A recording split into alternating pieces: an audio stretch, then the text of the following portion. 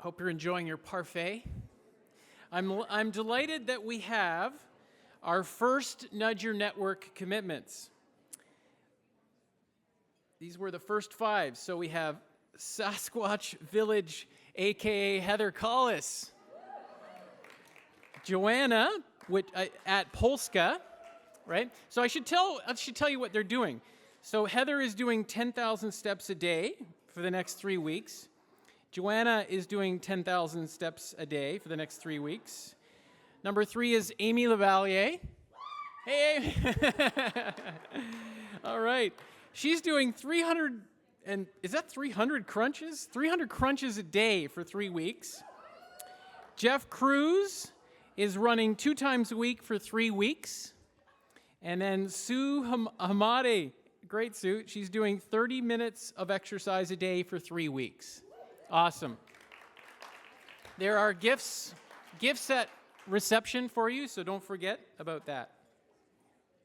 It is my pleasure to introduce our next expert speaker, Louisa Jewell. Sometimes our Olympic-sized goals bring with them Olympic-sized obstacles. Louisa Jewell will show us how to become stronger, more resilient, and more powerful so we can truly flourish at work and at play. Here to help us turn dreams into reality is Louisa Jewell.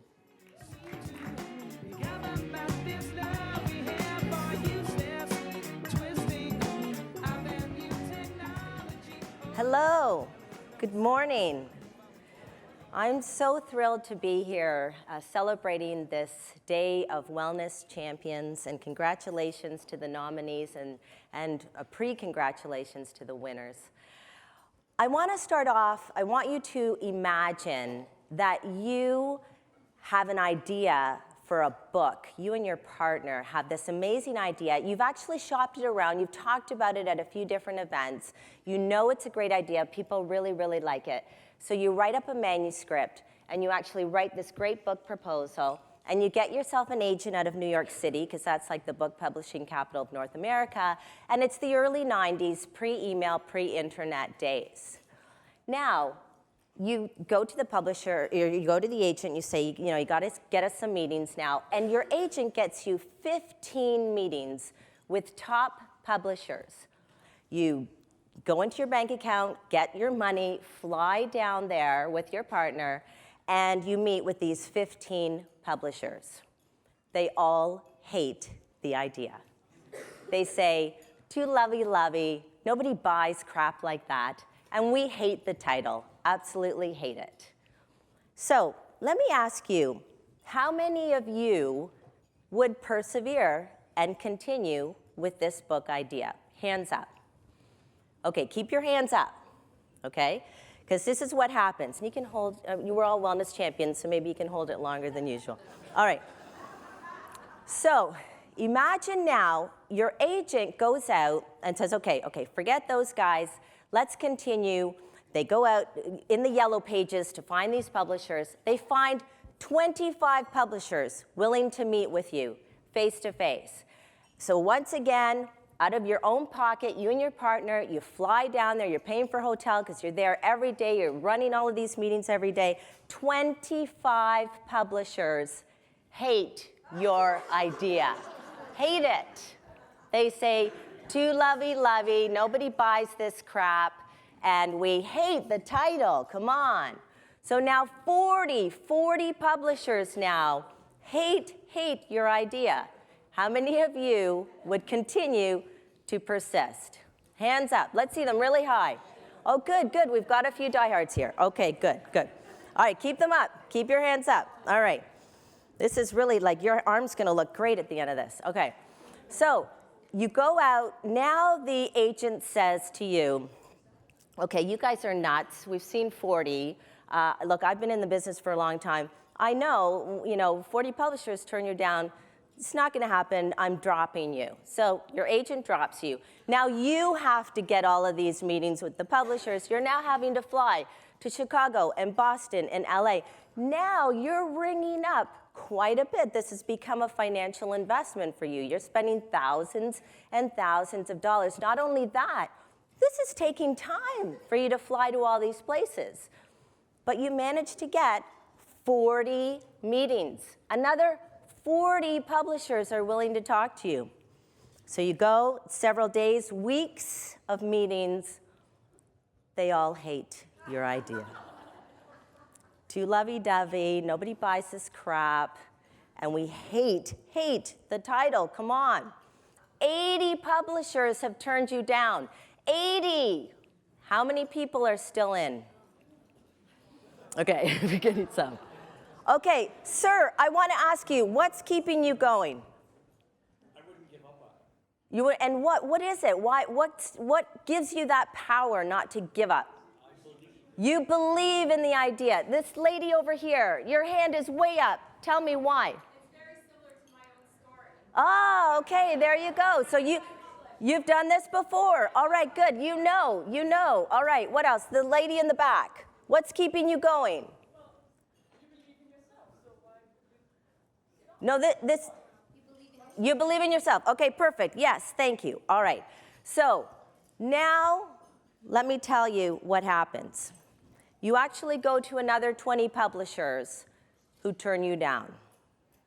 Again, they hate the idea. How many of you are still in at this point? All right. I'm going to tell you the end of the story. You actually end up at the end going to, you can put your hand down. You'll be relieved. All right. Relax. Okay.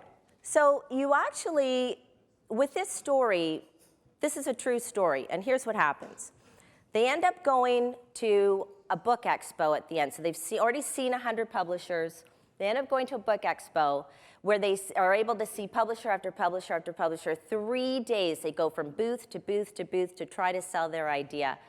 On the last day, one of the last publishers they visited, an almost bankrupt, tiny little publisher, decides to publish their book. All right, so congratulations to those of you that persevered. Now, the publisher says to them, well, how many books do you think you're going to sell? And they said, 1.5 million books in the next year and a half. And the publisher laughs and laughs and laughs and falls off their chair because they know that the average book in North America sells only 3,000 copies in its lifetime. So these guys are ridiculous at best. But in fact, you do sell 1.3 million copies of your book in that year and a half. And over the next 15 years, you end up selling 500 million copies of your book. And this is the true story of Jack Canfield and Mark Victor Hansen of the Chicken Soup for the Soul series. Now, when I first heard this story, I thought, this is insane. This is nuts. You know, I would have thought after a while, I would have said, come on, Louisa, you've never published a book before. You've got to be able to take feedback from some people who are in the business who know what they're doing. I mean, you know, I would have thought, maybe there's something I don't know here. But when I heard about this story, I thought, this takes not just a certain amount of perseverance to get through. This takes an Olympic-size strength and perseverance to really motor through 143 rejections. What does it take to really persevere? And if you take a look at the science, this is really fascinating me, and I'm writing a book about this, about the science of perseverance. What is it that drives and fuels this kinds of perseverance and grit? And if you ask Jack Canfield what made him get through this, he said, we had an unwavering belief in our idea. And that's really what it takes when you think about it. That's what it takes to persevere. And when I thought about it, I thought, you know, let's take a look at all the kind of innovators. You know, I thought about Steve Jobs at Apple. Imagine how people laughed when he said he was going to go and compete against IBM, the biggest computer giant in the world, and he's going to go and compete with this little Apple computer. And I thought, you know, imagine, you know, James Dyson, after he tried hundreds and hundreds and hundreds of prototypes, that his friends would say to him, you're nuts, man, like, give it up, you're not going to get this. Or, think about Henry Ford. Even his own father said, "You're crazy. You're going to give up a $5 a day job for this, for this crazy motorized horse idea? What are you thinking?" And, to be able to withstand that kind of mockery, and innovators need to be ready to do that. They need to have an unwavering belief in their idea, despite being mocked, despite people laughing at them, despite people rejecting them, because this is how innovators are able to finally innovate, through that kind of perseverance. And we know from the science and the research that, in fact, you also have to have a strong belief in yourself. And we call this self-efficacy. And self-efficacy really is the belief that you can be successful in any given situation. And we know as well from the science, and this is decades and decades of psychological research, that people who are high in self-efficacy beliefs, people who have this real belief in themselves, they set bigger goals, they expend more effort, they persist longer, they bounce back quicker, and they actually have less stress. So this actually contributes to well-being as well, when we have those feelings of high levels of self-efficacy. And so I thought to myself, well, what really drives self-efficacy? And again, it starts with the belief. And this is how it works. Beliefs become self-fulfilling prophecies. And if you take a look at motivation theory, this is how it works. So it starts off with a belief. You believe that, yes, you can do something, you can be successful in that particular situation.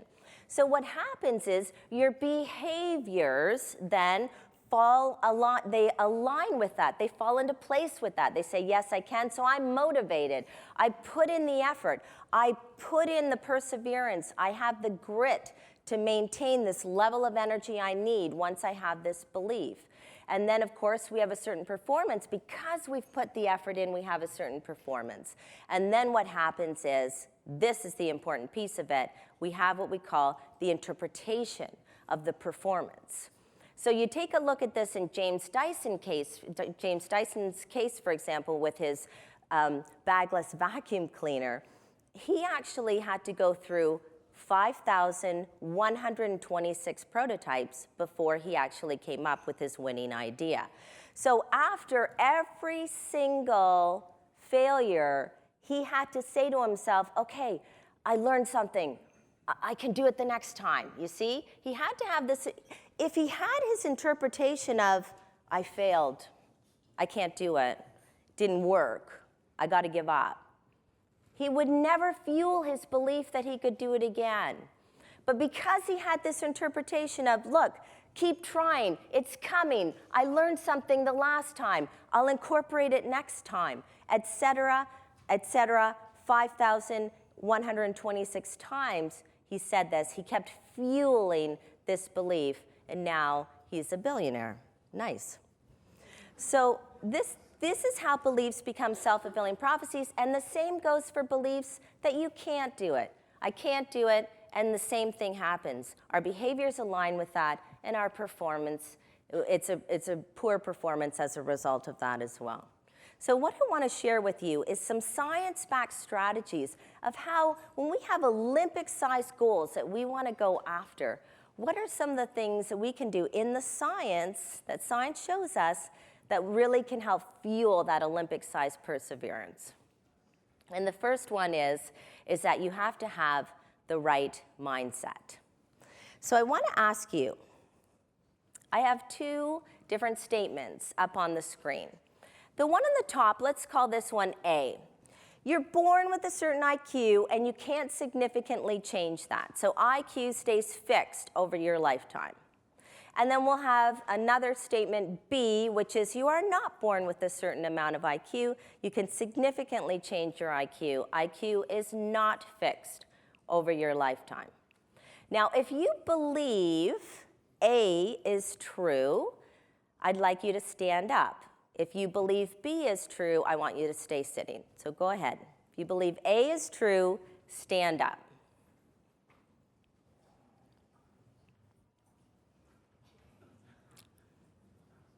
Okay, all right. So let's hear this gentleman here. Wait, stand up. This gentleman here, tell us, why do you believe this is true?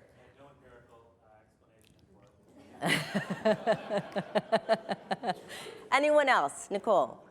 Well, I'm thinking that maybe IQ doesn't play as big a part in the picture. So maybe IQ stays the same, but it's the other things we can affect. Okay, all right, thank you very much. All right. So when we take a look at some of the science behind this, and you really have to realize this is only about beliefs, because we know that there's a lot of science that would support A, and then there's a lot of science that would not support A. There's a lot of science that would support B, and a lot of science that would not support B, etc. It really doesn't matter. And when we take a look at some of the research on this, we would call somebody that believes in statement A to have a fixed mindset belief, and someone who believes in statement B has a growth mindset belief. And this is the work of Dr. Carol Dweck, Professor Carol Dweck, who's a leading researcher. She studies motivation and what makes people successful. And what she found is that it really doesn't matter whether A is true or B is true. It really doesn't matter. What matters more is what your belief is. Just having the belief. Now, if you have a fixed mindset belief, guess what she discovered in her research? That in fact, people who have a fixed mindset belief were more concerned with looking good. They didn't want to fail. They want to look good. And when I first started delving into this research, I realized, oh my gosh, I have a fixed mindset. Because I was afraid to do stuff if I wasn't going to be successful. I didn't want to engage in those things. And what she found is that when you have a goal of wanting to look good or afraid of failing, because what is it going to look like, then people avoided challenges, they gave up more easily, they saw effort as a sign of low intelligence or talent, and they ignored useful feedback. Really interesting how the behaviors followed through from that belief. And then she found that people who had a growth mindset belief, in fact, they were more concerned with learning, with mastering the skill that they needed to master. And she found that those people embraced challenges, that they persisted in the face of setbacks, that they viewed effort as a necessary path to success. They didn't see effort as, oh my gosh, I have to put in effort, that means there's something wrong with me. No, they said, no, of course, if I don't put in effort, how am I ever going to succeed? And they learned from criticism. They yearned for the criticism. They wanted more of it so that they could get better and better. And so isn't that interesting that just having the belief, and here's what Carol Dweck can do. She can change people's belief.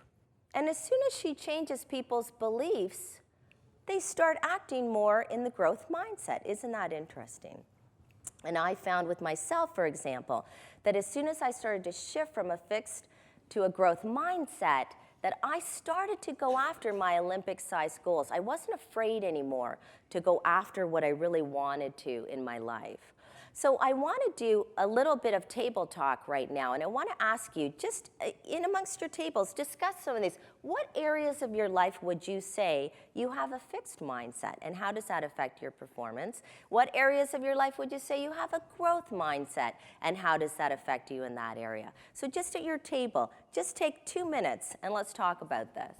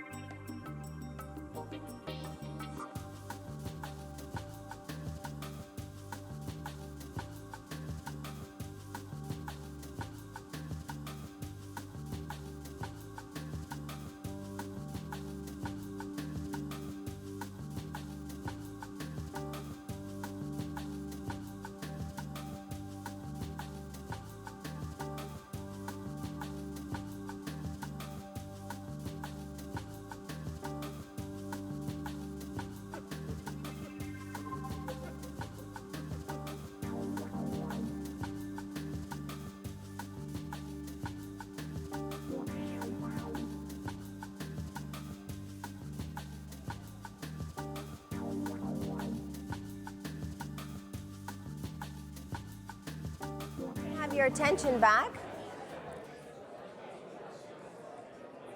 Okay, if I can have your attention back here.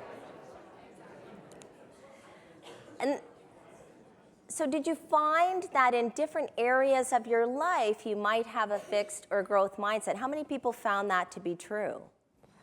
And that's what I find most of the time when I talk about this fixed versus growth mindset research, is that sometimes we're a little trepidation in one area of our life and we're fine in other areas.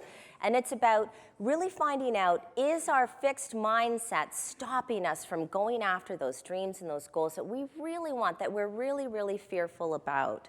And so I had the pleasure of interviewing Carol Dweck for a virtual conference that I'm running in May.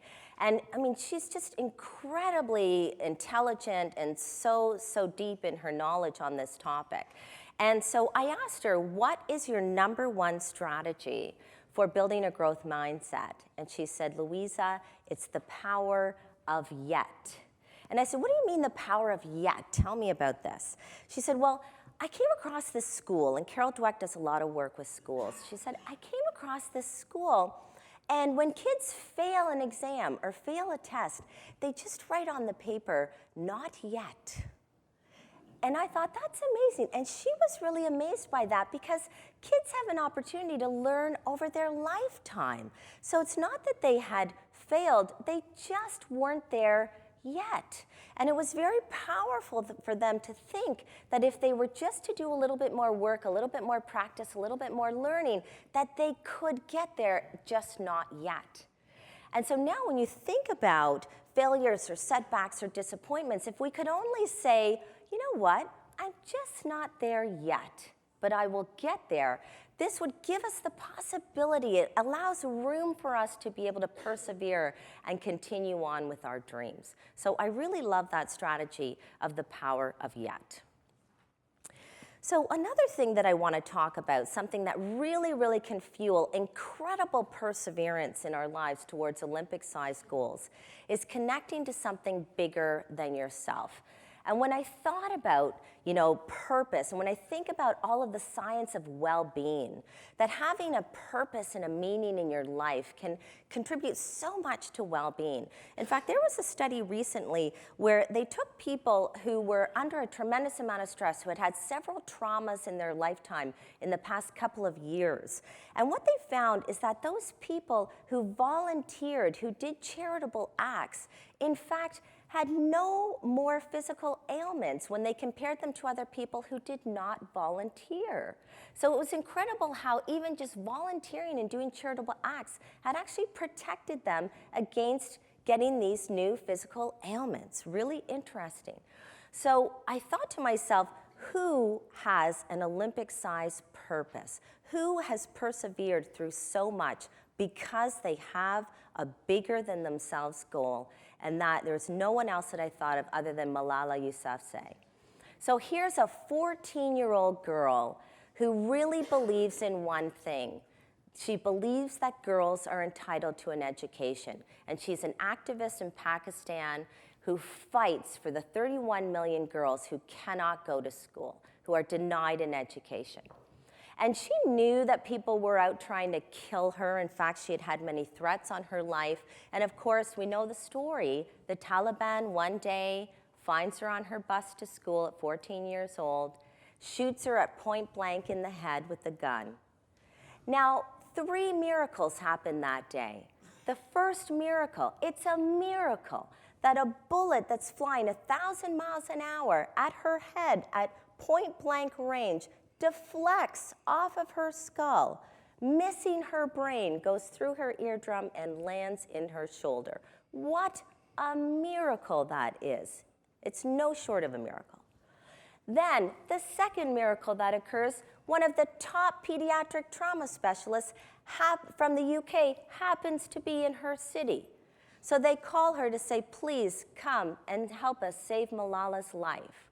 And the third miracle, because we know that once the doctor got there, the surgeons got there, they said, we don't have the technology here. We don't have the resources here to save Malala's life.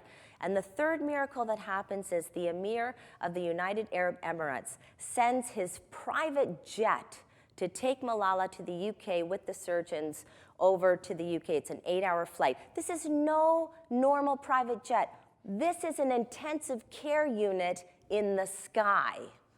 He sends his jet, they fly over. The surgeons keep Malala alive, breath by breath, organ by organ, and she survives.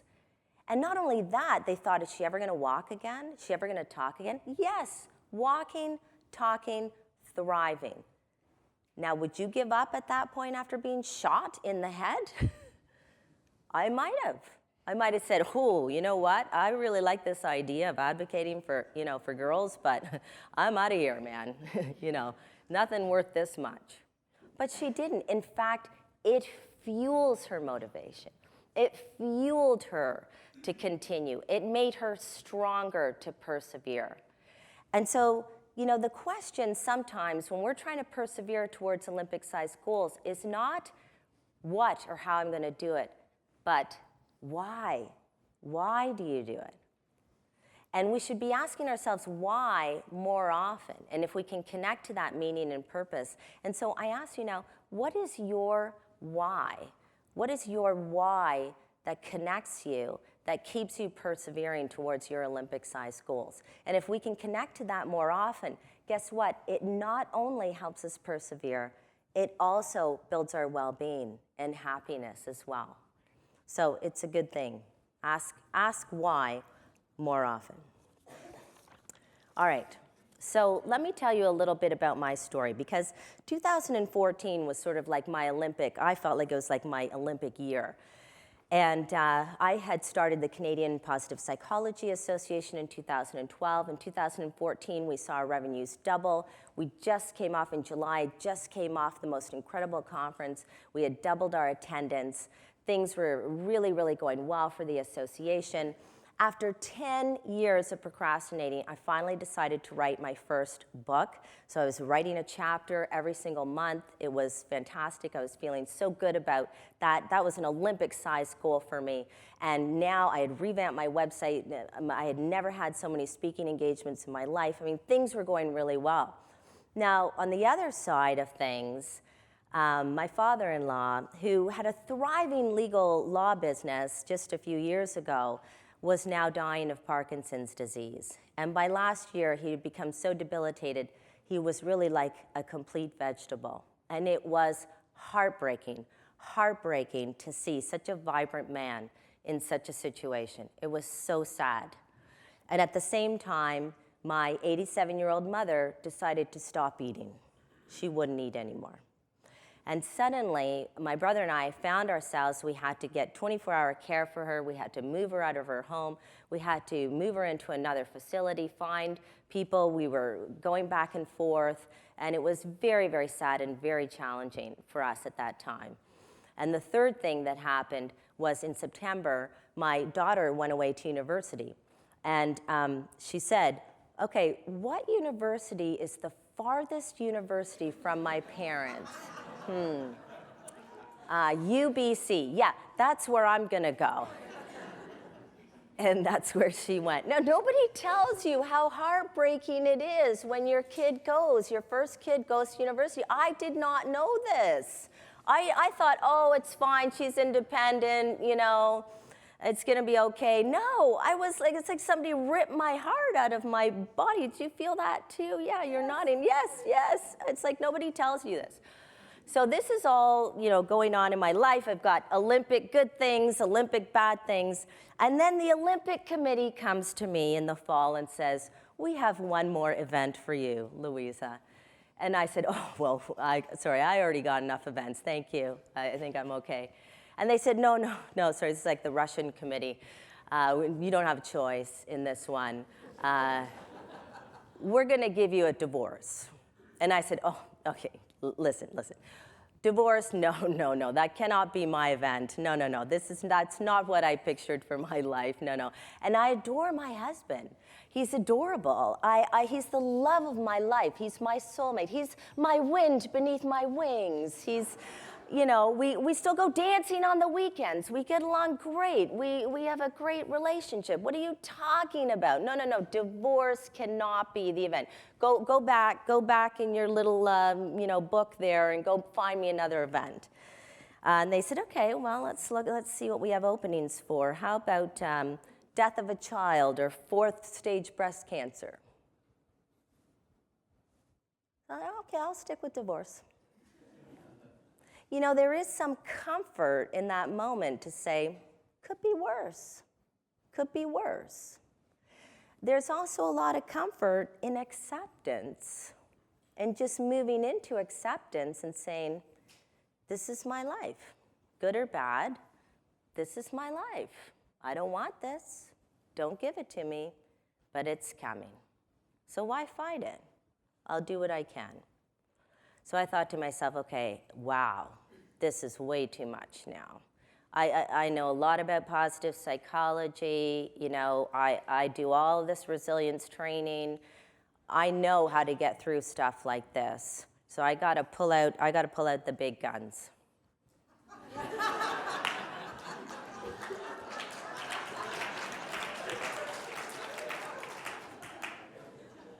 Right? Isn't that what we do? You know, when our life falls apart, it's like, give me the Haagen-Dazs, right? And you're watching, I don't want to go out. I'm just going to watch TV all day and wine. And my thing is salt and vinegar chips. I love salt and vinegar chips, right?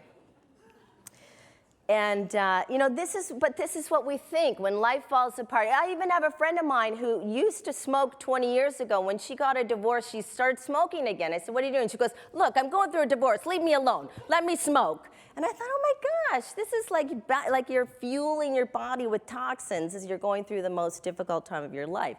And I was watching this TED Talk the other day, and it was really interesting. And the guy said this one thing. He said, the opposite of depression is not happiness, it's vitality. And I thought, yes, that captures the essence of what I'm talking about.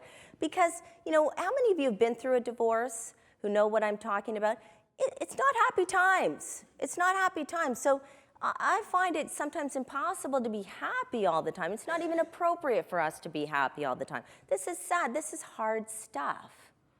But what I do need my vitality. I'm running an association. I have kids. I have a dog. I'm running my own business. I don't have time. I have to take care of my mother. I don't have time. I can't afford to lie in bed all day, even though some days that's all I want to do. I don't even want to get out of bed. I can't do that. I need to find vitality, that energy, that fuel that gets me out of bed and keeps me going towards my Olympic-sized goals. And so I thought, well, what do Olympians do when they go to the Olympics? They don't eat Haagen-Dazs and salt and vinegar chips, right? They don't say, oh, this is hard, so give me the Haagen-Dazs, right? They say eat a special diet. They eat even better probably than they did before. They take care of their body even more than before. They continue to practice their skills. And guess what? They hire more coaches. They don't say, oh, I'm an Olympian now. I'm top of my field. I could fire all the coaches. No, when they go to the Olympics, they say, give me more coaches. I need more. This is hard. Give me more. And so I thought to myself, well, I could apply the same learning in my life. So I'm going to eat better than I ever did before. And I did, and I lost 12 pounds. That's always really good when you're single again. I made sure that I exercised every day, and I do hot yoga every day. And that was amazing because I moved my body, but I also was meditating for an hour every day. It was amazing. I still do some form of exercise every single day as I get through this. I practice self-compassion.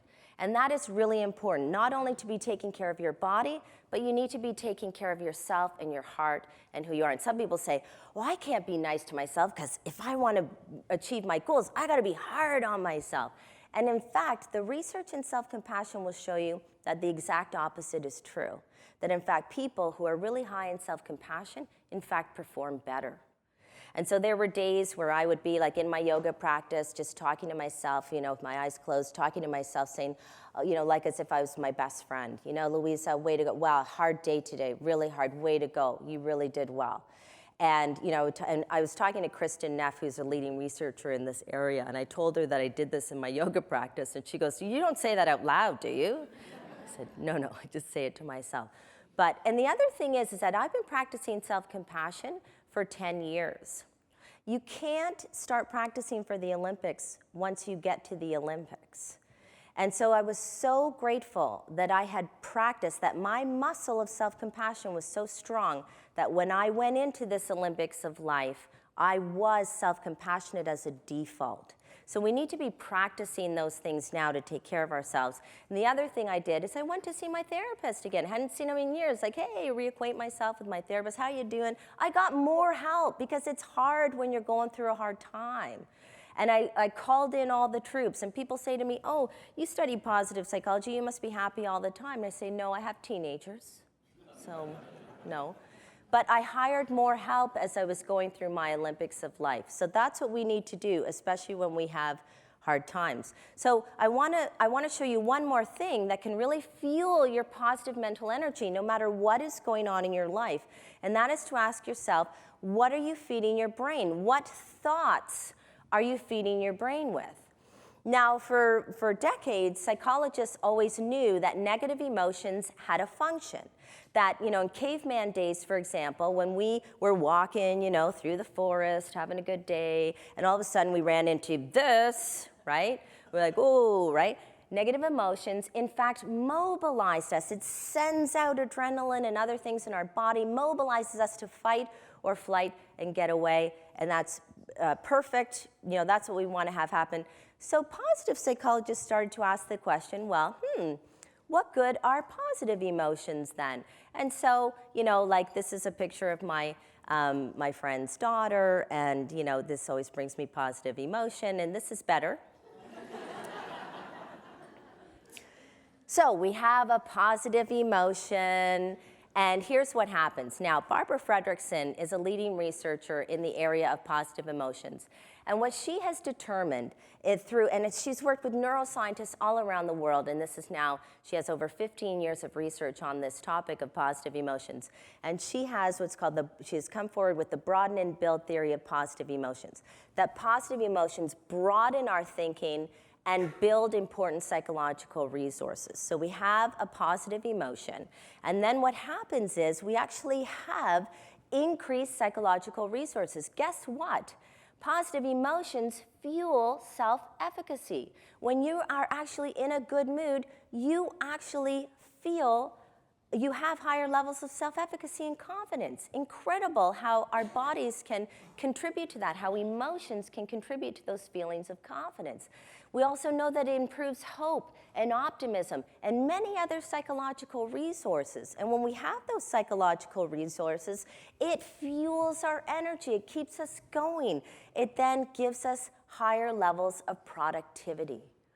So all of these things, and when we're more productive, we feel better about the day, and guess what?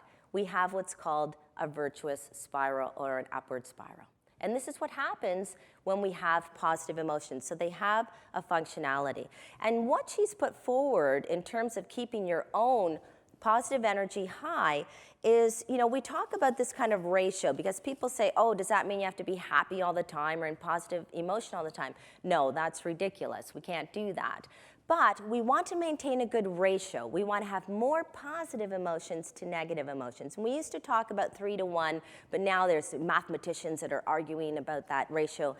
And, let them argue. I always say everybody has a different ratio anyway in psychological research. I can't tell you I can tell you what the average is, but I can't tell you what everyone's individual ratio is. All we know is that higher ratios correlate with higher levels of thriving and well-being, and lower ratios actually correlate with levels of depression. So we want to maintain a good ratio. And so here's what I do to maintain my diet of positivity, especially as I'm going through my Olympics of life, is, I just think, how can I bring more positive moments into my day? It's not about becoming Mother Teresa. You know, it's just about incorporating a few little things.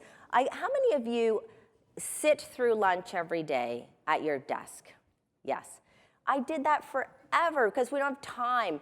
Go for lunch, people. Okay, let's get out, get in nature. We know nature can replenish us. Even if it's for 10 minutes, I get out every day for lunch. And now I bring my dog to work, so I have to get out because at lunch, she's sitting there going, come on, I gotta go pee, let's go, let's go.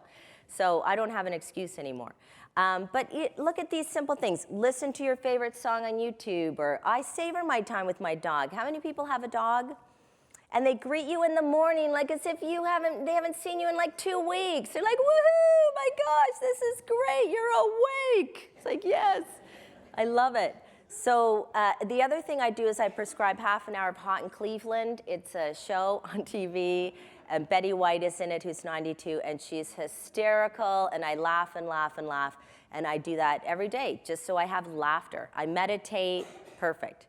Now, the other thing that you need to do when you're taking care of your positivity diet is you got to decrease the negative. Now, I don't mean the necessary negative. What I mean is the unnecessary negative in your life. Like, do you really have to talk about that guy who cut you off on the highway, right? And come into the office and, oh, this guy cut me off on the highway, and then he gave me the finger, and, you're never going to see that guy again. And yet we do this all the time, right? We go, well, it's raining again, right? Or, I used to watch Dateline Murder Mysteries. Does anybody watch those, right? Yes, I love them. They're so, what happened, right? It's always inevitably about some woman who was brutally murdered, and it's always the disgruntled husband, right? So I was going to bed at night going, oh my gosh, is my husband disgruntled? So, this was not good. And then I thought, I don't have to watch Dateline Mysteries. What am I doing? So I decided to stop. I stopped getting upset about traffic. I wake up 20 minutes early. I have teenagers, so I used to fight with the kids about getting out of bed. Now I just wake up 20 minutes earlier. So things like that I thought, what's the unnecessary negative that I can get out of my life? And isn't that amazing? Once I stopped engaging in the garbage, I found so much more energy in my day to tackle whatever was coming my way. So think about it for you. How can you increase your positivity ratio? And so in the spirit of wellness challenges, I have my 3 challenges are, this can really fuel your positive energy. Write down at the end of each day 3 good things that happened that day. Could be anything. I found $20. Bob bought me a coffee. Whatever it is. It was a beautiful day. We had pizza lunch. Whatever it was that brought you, 3 good things that happened that day.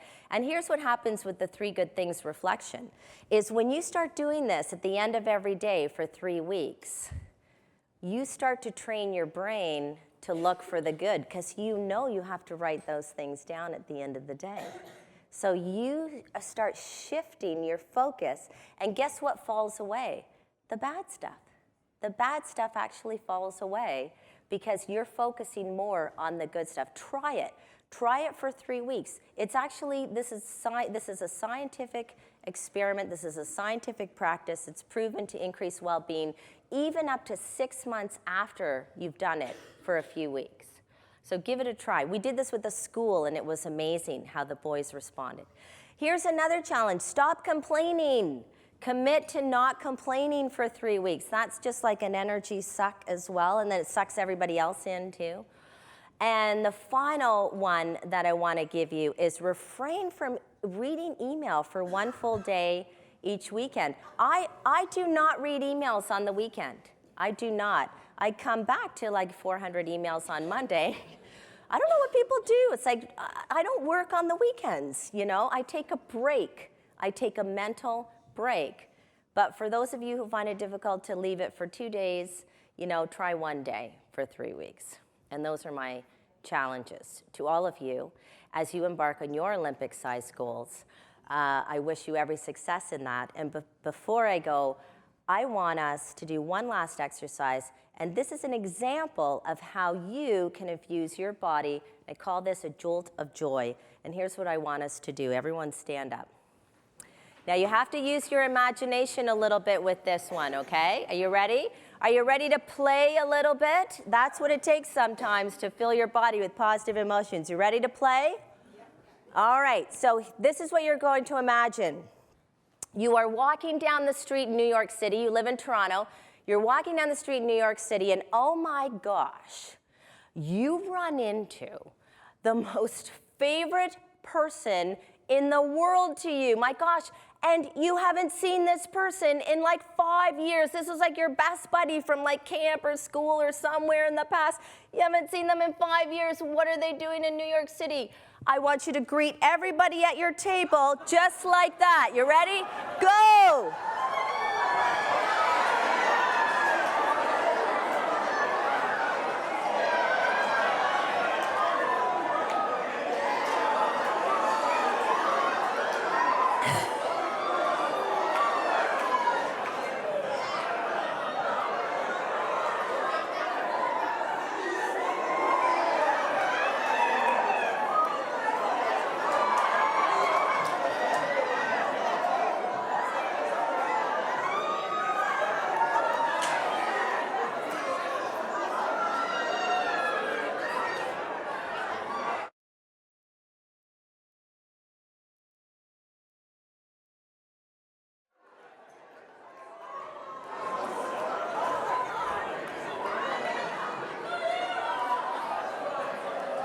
Okay, everybody.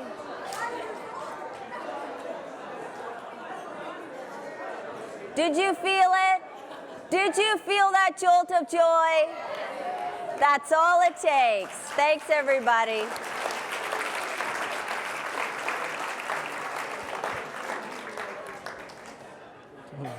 Thank you.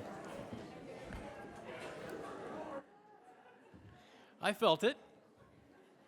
That was awesome. That was great.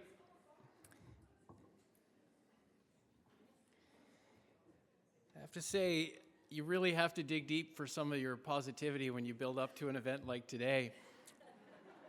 Sitting down for meals at the end of the day in our house, we do the 3 good things. And often we'll let the kids want to go first. And they'll usually say, right now is my favorite part. And we usually say the same thing. So that's a great exercise. I encourage that. Thank you, Louisa. All right. Now, throughout the nomination process, I can share with you that we were continually blown away by the many incredible examples of people who met the full complement of wellness champion criteria. Our next speaker is one of those remarkable human beings. Here to share a bit about his wellness journey is Robert Bracey. Robert?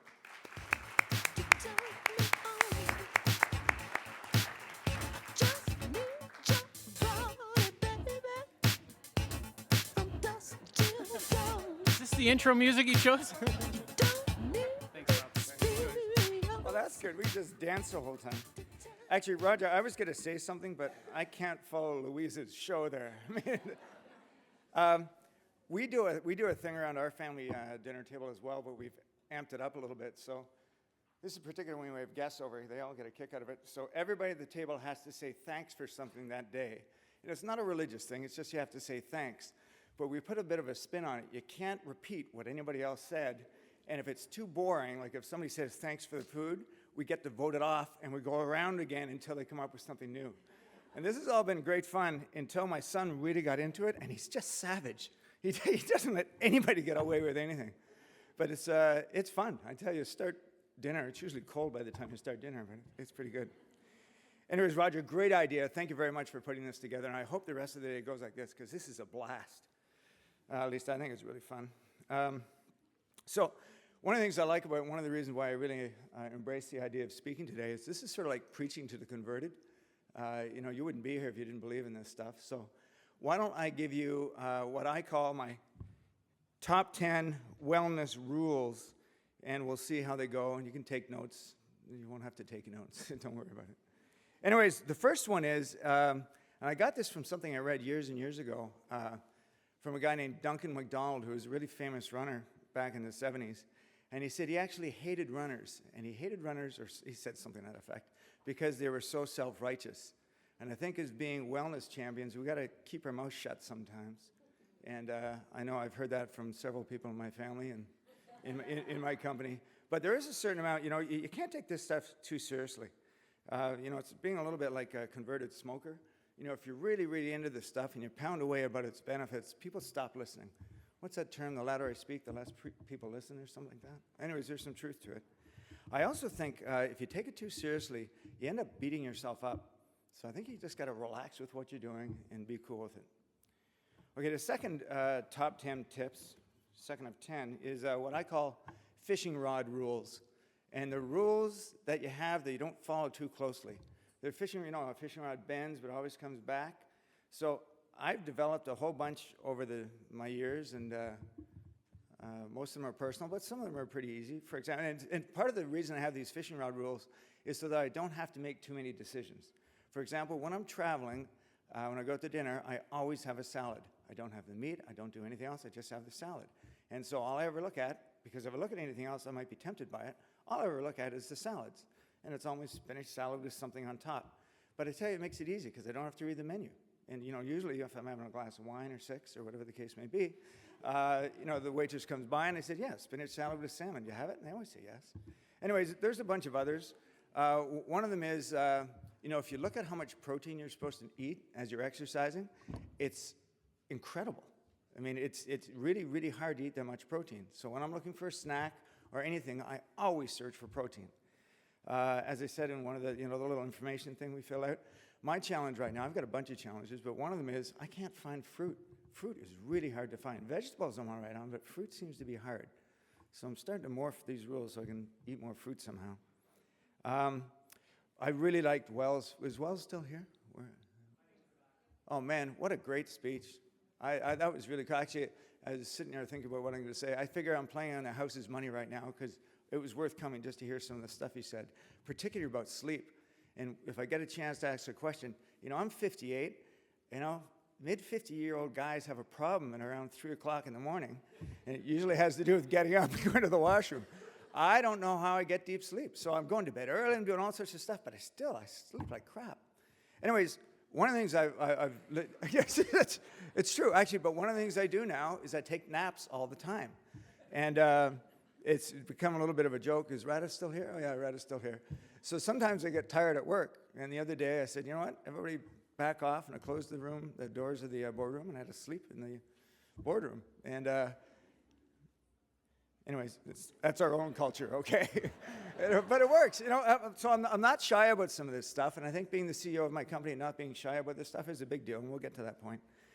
Anyways, there's another thing, and it has to do with the sleep thing. I take cat naps following an old Japanese axiom called Chirimo Sumoriba Yamato Naru, which means even if you gather enough dust, eventually you can build a mountain. So I don't know what that has to do with sleeping, taking cat naps, but I got to speak Japanese, and that's one of my rules. Okay, one of my rules, I get to speak Japanese when I come up here. Anyways, so I think that it's a pretty big deal to develop your own little rules so you take the stress down, so you don't have to make so many decisions. You just sort of rumble through and you come to a place where you have to make a decision. You go, oh yeah, I got that rule. Anyways, here's another. This is point number 3, and that is I think endorphins are overrated. And I think, expecting some sort of blissful, holistic, enlightening moment from all your exercise stuff is stupid. I have a real good friend of mine who I gave there's this book called Younger Next Year, and it's a really, really good book, particularly for guys as they age. Well, girls too, although there's some really insulting points in the girls' book. Yeah, I know. Well, that's why I said it was insulting, because my wife read it and she said, "This is crap." And anyways, what was my point here? Oh yeah. So one of the points the guy makes in the book is that this is work. This is something that you have to do. Sometimes you get a blissful experience, and sometimes you don't. So a friend of mine read the book. Actually, I gave it out to a whole bunch of my friends, close friends, because I didn't want to sound preachy. And one of the guys phones me up and he says, I get all this stuff, Rob, but I'm into it if you can just tell me how I'm supposed to enjoy it. And I can't tell you exactly how I responded, but he's a close friend, so it had some expletives, I'm sure. But I said, I don't care if you enjoy it, whether or not, that has nothing to do with it. You got to be disciplined. And sometimes it's just work. So treat it like work. Anyways, and if you treat it like work, if you don't expect it to be a blissful moment every time you work out or follow one of these wellness things, then it's less stressful. Sometimes it's just a drag, and you do it. Anyways, on that point, I'm trying to make my whole life so I don't have to work too hard. The fourth point is to be lazy. And this, if you read a little bit in a bio, I am a member of 3 different gyms, and I have a gym in my house. I have kit bags that I get my exercise stuff in my car, in my office, at home. Actually, for a long time, I had 2 of them in my office. One of the reasons is I want to make sure the barriers between me and exercising are as small as possible. So the closest gym to me is to my office is about 200 feet, 300 feet, something like that. I have one on my way home. I've got one right by my office, and there's one downstairs. So I work out all the time in little bits. Once again, that Chimi, whatever it was, little bits of exercise help. Okay, so I think being lazy is a big deal. Another thing that we found really works is my assistant will schedule me into the gym. And I've told her that if I haven't been to the gym for a while, make me do it. And I've told the gym, if I haven't been for a while, phone up and insist that I get a meeting. So everybody schedules these meetings that are in the gym, which is really cool. So one of the things, and I heard somebody speak the other day about how to develop habits, and the first thing is to start where you are. So if you start I'm sorry, I forget your name, but Charlotte, nobody can do what you do, at least not right away. You got to start where you are. And one of the things we've got at Quartet going, we have this exercise class we all go to. And, we don't. There's like 12 of us right now. We go every Tuesday. We've got it scheduled. And I go, and a couple of the guys that go are very overweight and this and that. But, they're starting where they are, and everybody's sort of supportive about it. So it takes... if your goal is to run 7,000 steps in a week or something like that, and you're not doing anything now, you might want to give yourself a little bit of a break. That thing about being easy on yourself, that's really a great point. Start where you are and go from there. So one of the things that we make it very clear around my company is I don't be shy about this stuff. I have one of those stand-up desks. You can pick it up like that. I've got a stand-up desk, so I stand by my desk all the time, and people, place is buzzing with people on it. The CEO standing there hammering away on his stuff. I walk around all the time. We have meetings in the boardroom. I'll get up and stretch. I'm not shy about it. I don't preach about it, but I'm not shy. And I think that's a pretty big deal. I remember when my wife and I we had to take a marriage class before I got married, and I forget who it was, the priest or whatever it was, said, listen, when you get married after a while, what you end up doing is focusing on your kids. And that's all great, but kids learn more from seeing than you do from hearing. So what you want to do if you want to be really good to your kids is be good to your spouse, because kids learn from example, and we all learn from example. So I'm not shy about this stuff, partly because I don't preach about it, and partly because I'm leading by example. And we regularly tell people we can't meet because I'm in the gym or something like that. We just say, look, no, the meetings count, the gym meetings count, or the going home early counts, or, one of the disciplines we have is I go to the cottage all the time, and it doesn't matter. Friday afternoon, I'm gone. And the whole place sort of revolves around, you're first. One of the things that I sort of stumbled into, and it started, when the Soviet Union collapsed, the amount of research they had on physiology was great, and on lifestyle was great. And so we started learning more and more and more. Then this industry sort of sprung up, and there's tons of research that's coming out now, particularly in aging. They weren't able to do the scientific studies that they can do now, so they're learning more and more and more about the science of aging. So part of my rule, this is rule number 7 if you're keeping track. Rule number 7 is to learn and then to change. A lot of the habits I had 10 years ago I don't do now, partly because of the science and partly because my body's changing. And so I'm morphing with it. All right, rule number 8, it says spend money. Roger, I actually don't remember what this rule was. You asked me to say this. So that's the spending money? All right. Anyways, one of the things that, whatever the opposite of a false economy is, I think money spent on this stuff is, anybody have a term for it? What's the opposite of a false economy? Like a real benefit or something like that? What's that? Pump priming? All I know is the money I put into health and wellness in my company seems to be coming back. And we don't have a direct correlation to it, but we're going to keep doing it. It's part of our culture, but I also think it's a smart move. It would be really cool, and we were talking about this at our table. If you can get metrics that correlate money spent on health and well-being and wellness to profitability, I think you've got some of that But, if my business coach caught me investing the way I am now without a clear metric, he'd say something. Anyways, one of the things that you've done, and I don't know who else did it, but you make commitments. Did you guys know that story about the science prof and the beaker? The guy, anyways, I'm going to tell it anyway, so I don't care who knows. So there's a science class. Is this thing still working? There's a science class, and the prof gets up at the front, and he says, okay, here's a beaker, and he pours a bunch of big rocks into the beaker, and he says to his class, is this thing full? And nobody puts up their hand, so. And then he gets some gravel, and he pours some gravel in, and he says, is this thing full? And about a third of the class puts up their hand. Then he gets some sand, and this time everybody's sort of giggling. He pours sand in, and the sand filters all around the end, and he says, is this thing full?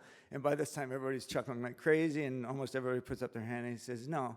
And then he opens up a beer, and he pours a beer in the beaker, and it filters down to the bottom. Everybody's howling by this point. The guy said, well, look, I'm making a point. He said, first of all, your life is like this beaker. If you don't put the most important things in first, all the little things will take up the room, and you don't put the important things in. And everybody's sort of nodding, and he says, no, there's two lessons, actually. One is put the big things in your life first, and the second time, every time you think your life is full, there's always time for a beer.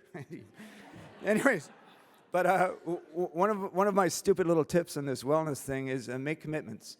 So we've made a whole bunch of commitments, my wife and I. One is, I've coached all three of my kids' hockey teams.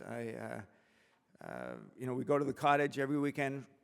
7 o'clock, we're at the cottage. Well, we try to get to the cottage by 7, but we go and we don't do any work. Is that 10 minutes to go? I've got 10 minutes left to speak? Oh, fantastic. This is great. Anyway, all right, I'm going to be finished way before that.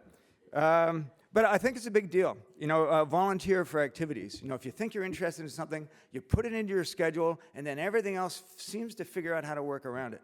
So I think making commitments, I love what you did. You saw your kids doing stuff, you said, yeah, I'm doing that, I'm signing up. Because if it's in your schedule, you're going to do it. You don't have to make that decision anymore. It takes the stress out. And the last thing, I actually didn't know how to fit this in. It actually doesn't fit in very well now that I look at it. But one of them is to fight for perspective. I'm lucky enough to have a little bit of dough now. And whether or not I have a little dough or not, there's always somebody who's got less. And if you're raised in this country and you're living like we do, everybody's got less. So I know I had a real good friend of mine he really is loaded. And he said one of the challenges is raising kids under wealth. So what do you do when you're loaded and you got to raise kids? How do you make your kids grounded?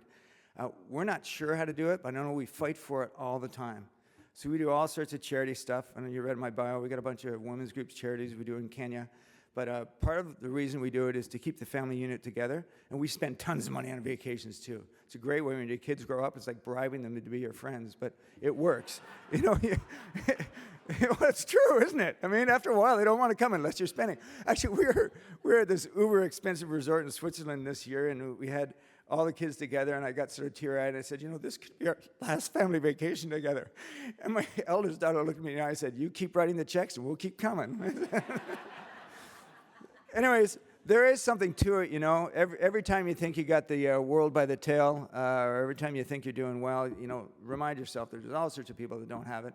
And we've institutionalized that. I'm on the board of a big charity out of Ottawa. My wife's on the board of a charity that does a lot of work in Kenya. And that keeps us grounded. I mean, the type of stuff we end up talking about when we talk about charity has nothing to do with whether or not the negative edge in our pool is working. So anyways, here we go again. We're going to go over the top 10. Okay, the first one is don't take this stuff too seriously. The second one is develop your own fishing rod rules that make you make less decisions, but you don't abide by them very carefully. Endorphins are overrated from my perspective. The fourth one is be lazy. Make this stuff easy to do. Don't make it hard to do. It makes a big, big difference. Fifth rule is start where you are now. Sixth rule is don't be shy, particularly as leaders. Don't be shy. You don't have to preach, but everybody will watch what you're doing, so don't be shy. Number 7 is learn and then change. It doesn't matter if you learn if you don't change, so change. Your regimes will change as your body changes and as science changes. Roger's point, number 8, is to spend money.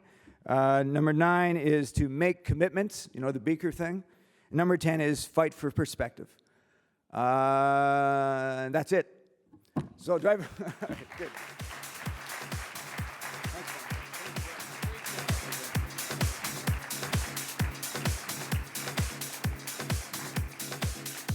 Thank you, Rob. If you don't have an agent yet, I get your speaking deals and your book deal, okay? Because I think you got a book there. I call it Robert's Rules, I think. That's what I'll call it. That might have been used already. I don't know.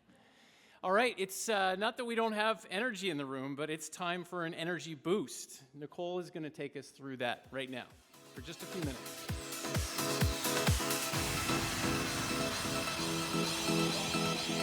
No. Oh, yeah. So I don't know why we were worried that there wasn't going to be energy in the room, because this has been an amazing morning, but let's add a little bit more energy to the room. So if everybody could stand up, we're going to send some more oxygen to our brain and mitigate some of the effects of sitting for the morning. We like to encourage our clients to do these kind of energy boosts in the middle of the day. It's going to give them lots more brain power to do what they have to do. For this particular exercise, we're going to do something like a power exercise, and you need a partner. So grab someone near you to be your partner. And I'm going to grab my colleague, Lauren Brown, to come and help me. We're going to be perfect because I'm taller than her. I make her wear flats at the office so that I don't feel so bad. Okay, so with your partner, you have to establish a safe word. Lauren, we're going to use elephant, and a safe word, elephant. So make sure you have your safe word. Okay. Everybody got it? Okay, this is what I wanted you to do. But that's crazy. That's crazy. So Lauren and I do this every morning. But we're actually going to do something like this. Now, don't try it yet because we do not want any injuries. And for those ladies out there, you may want to kick off your heels. So Lauren and I are going to kick off our heels. All right. Okay. So don't try it yet. We're going to show you first. So you're going to be back to back with your partner. Again, height difference. Okay, and your feet are shoulder width apart. And you're going to slowly walk farther away. Now, don't forget your safe word, elephant. If you see her, the safe word, you come up. You come up. Slowly. So our feet are shoulder width apart. We're walking down slowly. We might stop here, wherever you're comfortable. If you can go a little further, great. Okay? All right, come on up. Give it a whirl. Try it out. Try it out. Be very careful. Yeah.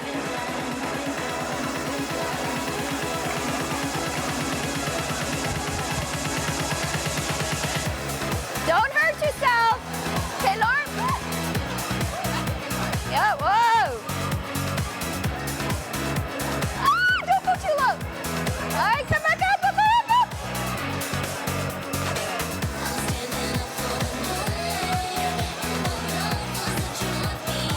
Awesome.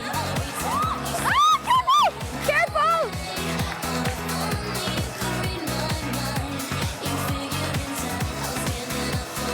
It'll be better, I think, if you come on.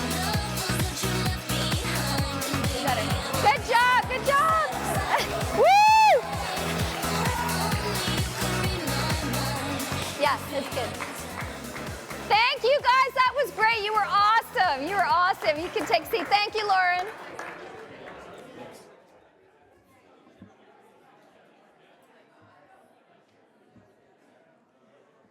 I hope everyone feels a bit more energized. We're taking it up a notch there.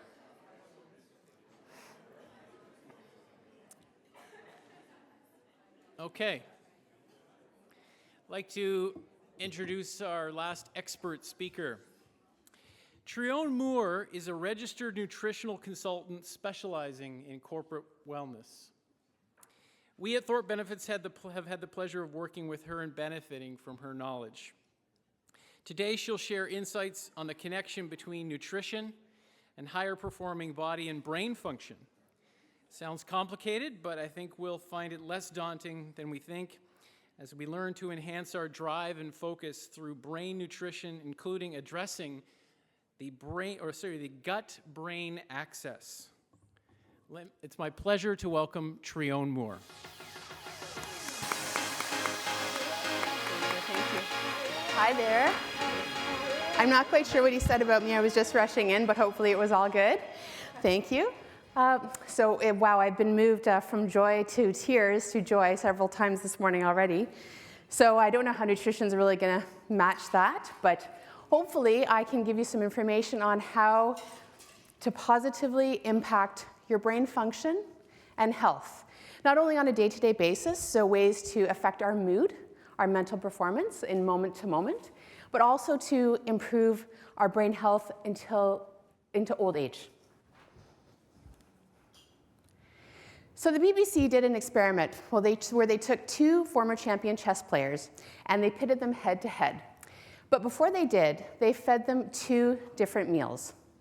Player one got a meal of meat and salad. Player two got a meal of pasta with cream sauce. And they repeated this experiment several times, switching roles, and they got the same results. So my question to you is, which one of these players was sleepy and indecisive? Two, that's right. So conversely, the player who ate the meat and salad was more alert and focused. Now my point with this, as I anticipated, was on some level we know this instinctively. But do we know why? Any ideas? Sugar, carbohydrates? Yes, so in fact, the role of macronutrient profiles such as protein and carbohydrates are at play here. But it's the ratios of these macronutrients. Because what the BBC researchers found, and what we know from scientific evidence, is that food and food ratios between protein and carbohydrates can affect the way brain chemicals are made and how those brain chemicals make you feel. And another name for brain chemicals is neurotransmitters. So neurotransmitters are brain chemicals that can make you feel happy, sad, focused, alert, unmotivated, and everything in between. And most neurotransmitters are made of protein. And the building blocks of protein are amino acids, and we're going to address that here. So let's take, for example, our high protein meal, salmon, asparagus. I'm going to tell you what happens in your body.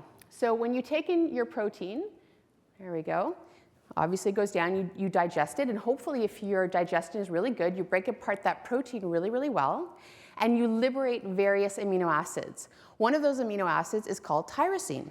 And tyrosine is a wonderful amino acid because when it can get into the brain, it makes dopamine and norepinephrine. And these are neurotransmitters that make us feel motivated, alert, focused, and mentally energized, right? And a high protein meal can have all sorts of variations, right? It could be eggs, it could be your high protein shake, it could even be a handful of nuts and seeds. Now, another thing that a high protein meal can do, what researchers have shown, is that it can actually affect, in a positive way, your cravings throughout the entire day. One little study at Missouri University took a group of women, and they put them into 3 different breakfast groups. So one group had absolutely no breakfast, one had a 13-gram protein breakfast, a low-protein breakfast, and the other group had a high-protein breakfast at 35 grams. And what they found was, compared to the low-protein group, the high-protein breakfast group had a 15-fold increase in dopamine levels and a 34-fold decrease in food cravings that lasted throughout the entire day, much more so than any of the other groups.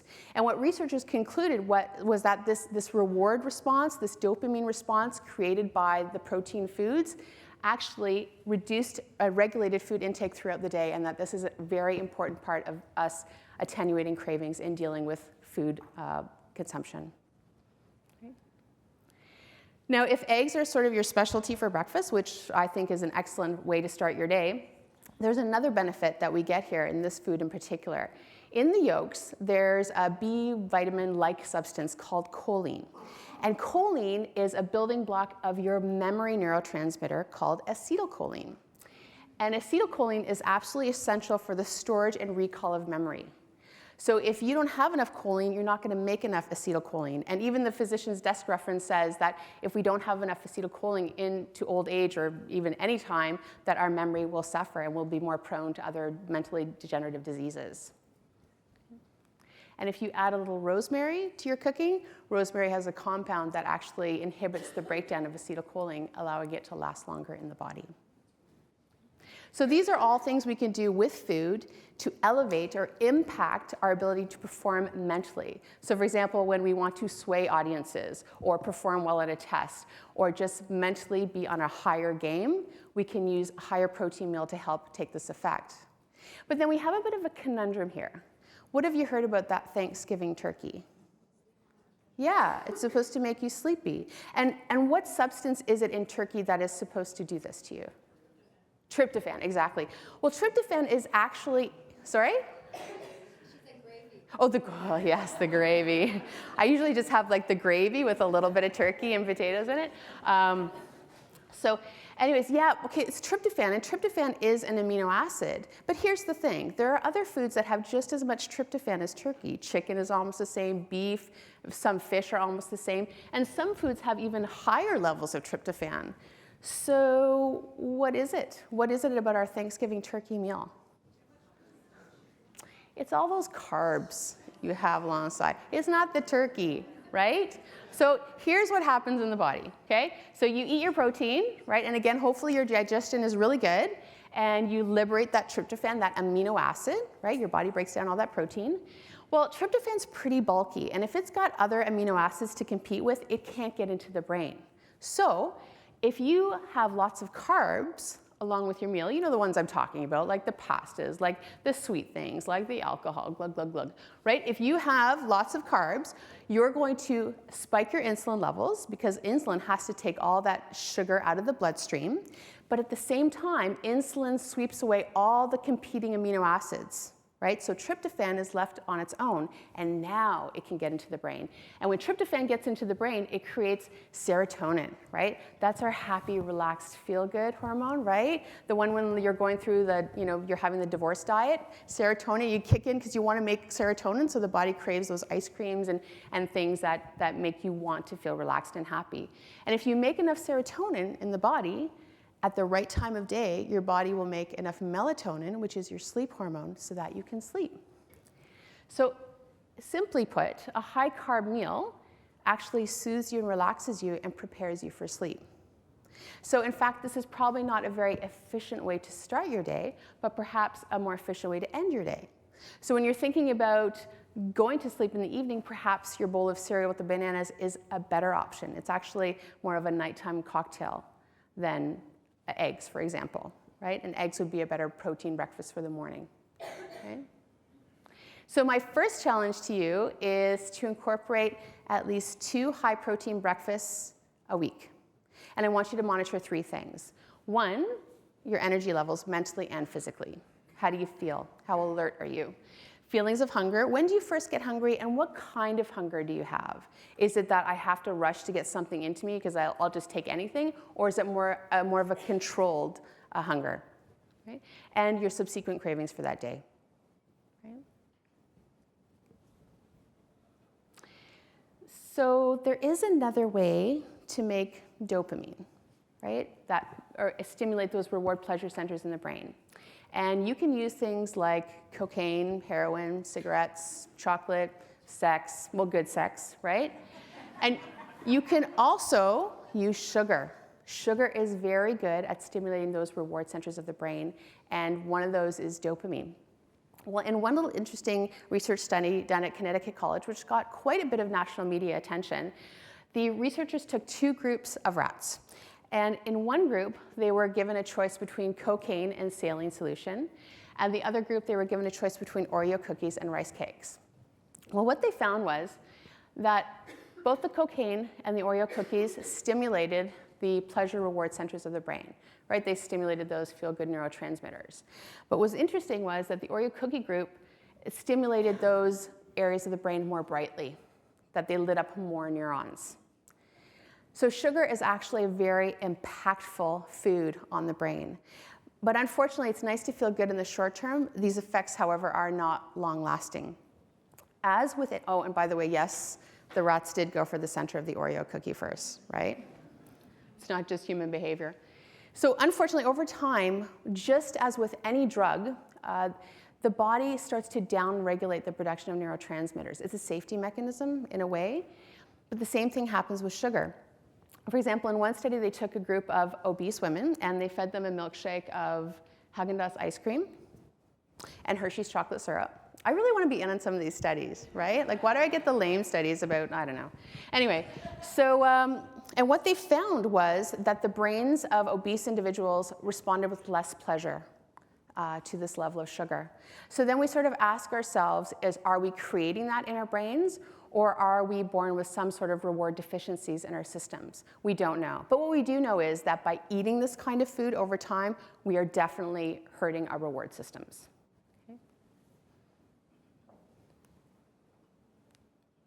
So then we ask ourselves, why the heck does our body do this to us? Well, it's actually our brains that is doing this to us. And there are reasons. I mean, really, physiologically, we were designed for feast or famine scenarios. And when we know this, you've heard this argument before, right? Our ancestors way back when, millennia ago, they were foraging. They either had food in abundance, so they had to load up, or they had nothing, perhaps for days. Well, sugar didn't come along very often. So when it did, the brain said to the body, eat all you can, because you know what? I can make tons of energy out of this stuff. I can make lots of fat. I can even store glycogen, which is your own storage form of carbohydrates. I can really store this stuff. It's calorie dense. And then we can use it later on when we really need it. Well, unfortunately, today's world, you know, we have sugar at our disposal 24/7. It's really almost embarrassing. And you also have to keep this in mind. We have several mechanisms in our body to make energy and bring it into our blood to help us to survive and to fuel ourselves. We can break down protein structures, we can break down fat structures. Again, we can even break down that glycogen, those carbohydrate stores, and feed the body and the brain. The brain can survive on glucose, and it can survive on things like ketones and lactates and those kinds of things. But we only have one way to get sugar out of the bloodstream. Only one way, and that's insulin. And if we abuse that, over time, our insulin systems become worn down. So our pancreas says, you know what, I am so tired, I've been pumping out insulin all the time. I'm not meant to do this. I'm only meant to be used every once in a while, not every day like this. So you get lower insulin levels, possibly. Another outcome could be that your cells all over your body, including your brain, become resistant to insulin. They say, you know what, insulin, you're coming along all the time. You're always knocking at my door. You're bringing all your sugar. I don't want your sugar no more. Go away. You deal with it. So now sugar's wafting around your bloodstream, causing damage systemically. So then we get into something called metabolic syndrome or type 2 diabetes. You've heard of this, yes? Yes. Kids, 8 years old are getting it now, right? It's pretty scary. And it's not just a neck down problem. It actually affects our brains. We're actually seeing that there are functions for insulin in the brain. Right? Insulin is required for certain central nervous system functions. And we even see clustered insulin receptors in areas associated with learning and memory. We need insulin to make certain neurotransmitters as well. So the role of insulin is becoming more known. And when insulin starts to go dysfunctional, now we see a correlation between cognitive decline, more predisposition to dementia. In fact, a lot of research is coming out showing the relationship between faulty insulin signaling and the development of dementia and Alzheimer's. So much so that many researchers are now starting to dub this type 3 diabetes, insulin of the brain, central insulin resistance. So this is a real problem. Now, why are we talking about this? Like, who cares? We're talking about supporting our brain. Well, yes, we have to start now, because even the World Health Organization says that there are 7.7 million new cases of dementia every year. 60 to 70% of those are considered Alzheimer's. That's a lot. But here's the kicker, and this is the thing I found really surprising. Dementia is actually not a normal part of aging. It's not. So says the World Health Organization, so says the National Institute of Health. Even Harvard experts say that this is not a normal part of aging. You don't have to expect this. And diet is one of the drivers, and this is one of the reasons I'm here today. In Canada alone, in 2011, Alzheimer's was the 7th leading cause of death. That astounds me. 7th leading cause of death, and perhaps preventable, right? So the key here, and I'm preaching to the converted, this, you know, you as an audience, you're magnificent, your habits, your lifestyles. I've learned so much from learning about you. So I don't need to tell you that we need to take control of what we do, and the sooner we do it, the better off we are, not just for ourselves, but for our families. And I think one of the most impactful things we can do in terms of insulin resistance and carbohydrates is make truly excellent carbohydrate choices. I'm not just talking picking whole grains, looking for the cereal box that has the Canadian whole grains label on it. No, it's not good enough, right? I think we can focus on plant foods, choose truly natural, unrefined, unprocessed plant foods that are loaded with great things. And I'm not just talking fruits and vegetables. I'm talking herbs, spices, nuts, seeds, legumes, right? Chickpeas, lentils, those kinds of things. These are all plant foods. And if we focus on the plant world, our health will thrive, our brains will benefit. Now, don't get me wrong, I'm not a vegan, right? I eat meat, right? Squirrels run away from me when they see me. But I think this is an important part of our diet, right? And so not only just the fiber and sugars, right? Because in nature, we generally have higher levels of fiber and lower levels of natural sugars. And we always have companion nutrients that help us assimilate those macronutrients, right? So we always have helpers in those foods that Mother Nature just put there, surprise. But also, we have thousands and thousands and thousands of plant chemicals, right? In the family of polyphenols alone, there are over 4,000 compounds that we know of. And not all of these have been studied. So we're still learning on an ongoing basis about the benefits of all these plant molecules. And another reason is because all of these nutrients put together, these macronutrients, these micronutrients, these plant chemicals, they're very protective of the brain themselves. So not just, mitigating blood sugar levels, but also protecting those cells of the brain. They're very antioxidative. So when damaging things come in like free radicals, so when you're stressed or eating sugar, you have, toxic overload in the body with, using too much aluminum deodorants, whatever it may be, you have these free radicals going around, and they want to take electrons from the outer, all your little atoms in your body. Well, antioxidants come along and they take the hit. They donate all their electrons, right? So they save your cells. That's the bottom line. They protect your cells. And plants are loaded with them, loaded with them. It's not just eating your oranges. You find them in nuts and seeds in weird places, right? We're going to talk about that too. The other thing that food is really good for, and it's an emerging field, it's the field of nutrigenomics. And what they're showing is there's been lots of studies done on humans, animals, and even in cell cultures showing that macronutrients like proteins and fats, micronutrients like vitamins and minerals, and various plant compounds can actually affect our gene expression. So they can flip on health-promoting genes and they can switch off disease-promoting ones. Case in point that you've probably heard about is broccoli. Right? Broccoli has these plant compounds called sulforaphanes, and they actually provide a multimodal attack against cancer cell development and proliferation. Studied, research, hands down, it's there. And there are hundreds of other examples. That is just one. So bottom line is, eat color. You've heard this before. It's easy to do. And what I suggest too is eat a variety. We usually stick to the same 10 to 12 foods our whole lives. We're more enlightened here, of course, but in generally, the very few foods that we choose from. And consider, when you start getting sick of a food, there's probably more than one reason for it. Your body might be aching for different nutrients as well. So even in the plant kingdom, everything, right? Experience all cultures of vegetables and get it all in. So my challenge for you, the second one, is to consume at least 5 different richly colored plant foods per day, right? That could include seeds. It could include spices, right? Grow an herb garden. Blueberries are an example. We've all heard of this one. Dr. James Joseph is one of the pioneers of this line of research. So basically, he describes your brain cells like an old married couple. After a while, they just stop talking to each other or take each other for granted and assume somebody's going to get the message somewhere. Well, blueberries actually stimulate this connection and the communication between cells, and they protect the cells. But don't just stick with blueberries because most of the research has been on it. There have been research on other berries, so eat them all. Eat a variety. Don't wait for science in this regard, because I would just bet more on Mother Nature first, and science, we will definitely catch up at some point. Okay? And there's even, I heard a lot about sleep issues today, and I definitely understand that. I'm a big proponent of getting good sleep. I think it's a pillar of good health.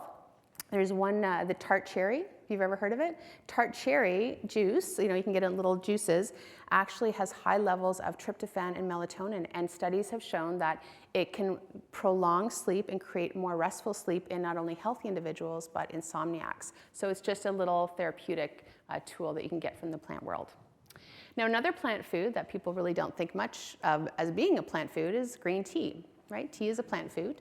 And green tea happens to be particularly wonderful at protecting brain cells. So it can protect us as we age. It protects all those cell membranes from what we call lipid peroxidation, which just means damage to the fats in your membranes of your brain cells. Protects them. And the incidence of Alzheimer's and dementia is inversely correlated with drinking green tea. Okay? In one study, even, I like this one, when we're stressed, right, we actually create damage to our cells. And in green tea treated cells, it decreased those cell deaths due to stress. Now, there's also a therapeutic effect to green tea. There's an amino acid in green tea that affects our neurotransmitters, especially when we're in high anxiety levels. So when you're in high anxiety levels, and they've measured this, your brain waves go into this beta brainwave state, okay? And when you take L-theanine, it orchestrates your certain neurotransmitters in such a way that you come down to alpha, which is calm, cool, clear thinking without drowsiness. Now, some people are sensitive to green tea, the caffeine in green tea. So in that case, I might consider an L-theanine supplement. You can get them at therapeutic doses, and they start to work within 40 minutes. Now, the best green teas for high levels of L-theanine is matcha. Has anybody tried matcha before? Nice. You can add it to smoothies. You can drink it on its own. It's really wonderful stuff. It's early harvested, shade grown, and this is what you want to get high L-theanine levels. Now, the last plant food I want to touch on right now, it's called astaxanthin. Sound familiar to anybody? Okay, good. It's a surprise. So astaxanthin is made by microalgae, so it's actually a sea creature. And this is a carotenoid that these sea creatures make to protect them from radiation from the sun when the water dries up. And there are lots of carotenoids out there. There are over 700. And you might know some of them as beta-carotene or lutein, lycopene, those kinds of things. Those are beta-carotenes, as is this. Well, astaxanthin's claim to fame has been mostly about eye health and eye degeneration, because it can cross the blood-retinal barrier and beneficially it will support the eye in a good way. But now there's more research coming out showing the benefits of astaxanthin in the brain, because astaxanthin can actually cross the blood-brain barrier. And what they're showing is it actually can help with dementia. It can help when you have blocked blood flow, like a stroke. It can actually help to heal the brain. And when you consider that the brain is 1/3 blood vessels, that's really an important feature to have, is healthy brain blood vessels. Also, it's generally good for oxidative stress, so it's a good antioxidant in general. And it not only protects our brain cells itself, but it actually encourages the production of our own internal antioxidants, right? Which is very powerful. We make our own, but over time as we age and we get these toxic onslaughts, our internal antioxidant capacity dwindles, it goes down, right? Now, one of the top sources for astaxanthin is not the microalgae for us, because we don't go out there and try to scoop up microalgae and eat it. It's really hard. It takes a long time. So we actually eat animals that eat this microalgae, right? And wild Pacific salmon is one of the best options in the plant kingdom. It is actually what gives wild salmon its pink color, because normally they're gray, right? That's what, until they eat this microalgae. And it's the same with flamingos. Flamingos are normally white until they eat this microalgae and they turn pink. Now, there are other food sources, but wild Pacific salmon is the best that we know of anyways. Now, I just want to highlight the difference between the sushi you buy at the little place on the way to work, right? This is farmed salmon, okay? And farmed salmon is actually by nature gray, but it's colored with pellets. So if you're a salmon farmer, you can actually pick from a color wheel and decide what color you want your salmon to be. No kidding, it's called the salmofan. And so anyway, these are colored artificially, and they have high levels of fat in them, but it's not the good omega-3 fat, not the fat that's protective and anti-inflammatory. It's the high inflammatory omega-6 processed fats that these fish are eating. So it's not really a good source in terms of astaxanthin because there's nothing in there. As opposed to wild salmon, right? They feed off the astaxanthin, And they're very high in protein, of course, but they're very lean. But the fat that they do have is that very valuable omega-3 fat. And have we all heard that omega-3 fats are good for the brain? Yeah? So, pregnant women are encouraged to have omega-3 fats for the developing fetus and for their brain. There really, I think, is such a thing as baby brain, isn't there? Yeah, I think I experienced it, but anyway. Maybe I still have it, it's lingering. And also, in addition to having that wonderful astaxanthin, wild Alaskan salmon, wild Pacific salmon is a very high source of omega-3s, right? So there's a double bonus there as well.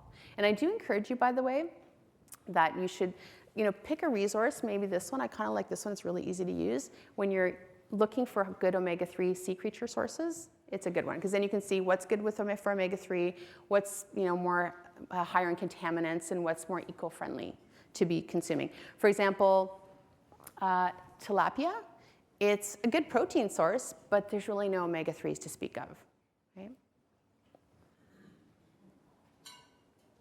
So omega-3s in general are good for protecting your cell membranes. They're good for neurotransmitters to talk to each other, neuromodulation, neuroimmunity, everything, right? You need omega-3s for your brain to work.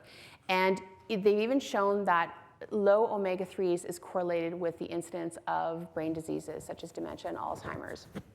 Now, you don't just have to get it from fish. There are plant foods, right? We get back to our plant foods. Mother Nature provided these wonderful plant foods that have omega-3s, right? Walnuts, chia seeds, hemp hearts, flax seeds. Does anybody use any of these? Nice, right? Good. They're so good. They're becoming more popular now. So these all have omega-3s. Now, just a little tip. Fish has the omega-3s EPA and DHA. These are the ones that the body can use, the brain can use. The brain can't use the omega-3s found in plant foods, the ALAs up at the top there. The body has to convert them to the EPA and DHA down here, right? And if you're stressed, if you're eating too much sugar, if you're over the age of 35, I don't know, if anything bad has happened to you, your conversion rate of ALA omega-3s to the EPA DHA gets diminished. So you kind of need all the help you can get. Well, one other plant food that can help you to do this is turmeric. You've heard of that spice, right? Wonderful, wonderful spice, pretty easy to use. But what they've shown is that there's the curcuminoids, a molecule in turmeric, the one they're studying the most, can actually enhance the synthesis of this omega-3 down to the DHA, which is really the omega-3 fat that your brain is mostly made of. Okay? And more than that, turmeric is a good brain food in other ways. It's actually neuroprotective, right? It protects your cells as a powerful antioxidant. Okay? One little interesting study I found was they took rodents and they fed them a high sugar, low omega-3 diet, and they had insulin resistance and impaired brain function in just 6 weeks, right? Isn't that, when I think about that, it's sad, right? Like, it really is sad. It's the standard American diet. Think of how many people are walking around like this, right? So, I went through this at one point in my life. I just don't even know how I made it through. How did I brush my teeth in the morning? How did I get up out of bed? It's amazing. So imagine just changing these things just a little bit can positively affect our brain. And as was mentioned before, that impacts our ability to actually function in life at a higher level. So I think for the final portion of the seminar, it's time to dispense with all these niceties and research and stuff and get a little dirty. And I think we need to talk about what you're mostly made of, right? Bacteria, viruses, protozoa. You have these gross things teeming all over you and inside you, around every orifice. In fact, these microbes outnumber your own human eukaryotic cells by a factor of 10 to 1. In our intestines, we have 100 trillion of these bugs, reflecting over 10,000 unique species and contributing over 150 times more genes than our own human genome. These microbes have co-evolved with us to play fundamental roles in our brain development. Now, I know this may seem like a bit of a wacky concept, but books are out there, studies are out there. There's been a lot of attention paid to this, and it is becoming firmly entrenched in the medical community. In 2007, the United States government launched a 5-year, $157 million project aimed at sequencing the genomes of microbes found on and in the bodies of 300 healthy Americans. In 2008, the European Commission launched their own 22 million euro program focusing solely on gut microbiota as well as how it affects the brain. And even just last year in the fall, Harvard University Medical School held a symposium on gut microbiota. So it's out there. Now, we've long known that the gut and the brain talk to each other. In fact, it's interesting, the gut has its own nervous system. It's called the enteric system. And it has more neurons than our spinal cord. And it is actually a primary producer of those neurotransmitters we've been talking about. But what emerging science is showing is that the microbiome, our gut flora, our gut microbiome, is actually facilitating many of these conversations. And there is now a paradigm shift in neuroscience because researchers are seeing that gut microbiota is dialoguing with the brain in such a way as to affect complex behaviors like anxiety, depression, stress, and even social behavior. In 2004, these pioneering Japanese researchers took a group of mice and raised them to be germ-free, so they had no bacteria in their intestines. And they found that they had an exaggerated psychological and physical response to stress. And when they treated them with a bacteria called Bifidobacterium infantis, this stress response was reduced. Other researchers followed this model, and in healthy mice, they took Lactobacillus rhamnosus and decreased their stress and anxiety levels. And in another group of mice, they lifted their depressive-like symptoms. Conversely, we've seen how monkeys, mice, and men experiencing psychological stress have, yeah, I know. I wanted to say an insert joke here, but I wasn't too comfortable with that. Anyways, undergoing psychological stress found that they had disruption to their gut microbiome, highlighting that there is actually a biodirectional relationship and can be biodirectional dysfunction. At UCLA, they've given women probiotic yogurt and found that compared to control groups, the probiotic yogurt group had elevated activity in certain regions of the brain. At Caltech, they're using Bacteroidetes fragilis to cure communication deficits in autistic-like rodents. It's fascinating. We're also seeing that the gut microbiome can affect appetite and satiety. So researchers have identified that there is, in fact, a gut microbiome that is associated with obesity, and that this trait is transmissible. So basically, when they transplanted that gut microbiome from the obese microbiome into lean mice, they made them fat. In one particular study, they made the mice 60% fatter and insulin resistant within 14 days. It's shocking, and it's interesting. So I think the positive spin on all of this is that science is investigating and it's finding solutions and it's finding benefits. So we can possibly look to microbial modulation as a novel therapeutic approach for central nervous system dysfunction. So I would suggest we keep our attention on it. I think there's more to come. Now, what can we do? I mean, there's lots we can do and have done in our lives, believe me, to disrupt our gut flora, right? From the time you're born, if you're not born in a certain way, you have disruption already. If you drink any alcohol, if you eat sugars, blah, blah, blah. So we can talk about that until nighttime, but let's talk about a couple of positive things we can do to beneficially impact your gut flora so that we can beneficially impact your gut-to-brain dialogue. Getting back to one of our main pillars here, eating your vegetables and legumes, right? These foods provide really good food substrates, prebiotics for your probiotics, your good flora, right? And when you eat a variety, you get all sorts of different fibers that help to do this. It's not just one type of fiber. It's not just like your bran buds. There's more than that, right? There's many types of fibers out there found in nature that nourish different systems in the gut.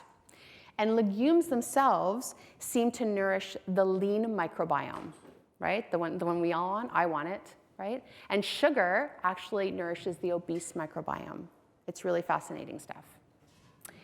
Now, another thing that you can do is eat fermented foods. I've heard even, who was it that's fermenting their own food now? Heather. Yeah, Heather. Of course it's Heather.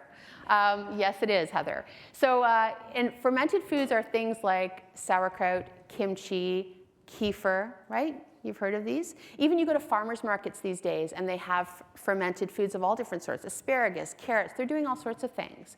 And the reason why these fermented foods are good is because the fermentation process leads to the production of different strains of beneficial bacteria. And these are great because they have different effects in the gut and the body. Now, how do you know if food is really fermented? Does anybody know this one? Because there's a big clue. Yes, Heather? Okay, bubbles are good. Bubbles are really good. Yes? Refrigerated section, absolutely, yes. And one of the key points is look on the ingredient list, and if there's any vinegar added, it's not a fermented food. So then you ask, well, how on earth does Booby's fermented pickles taste vinegary? Well, it's because when you put the cucumbers in there with just the water, maybe a bit of spice, the vegetables create their own bacteria, and these bacteria create the acids, which is what you're tasting, right? So any food that has a vinegar in it is not fermented. So in the ingredient list, for example, a typical sauerkraut might be cabbage, garlic, salt, period. That's it. Easy? So my final challenge to you is twice a week, try to get in at least 2 fermented foods. And it can be just an accessory to your meal, you know. It becomes easier and easier. Once you start, it becomes easier and easier. And nothing to do with food, but just get your hands dirty. I think we've removed ourselves from nature a little bit too much at times, and it's nice to get back to the dirt of what really makes us. Thank you.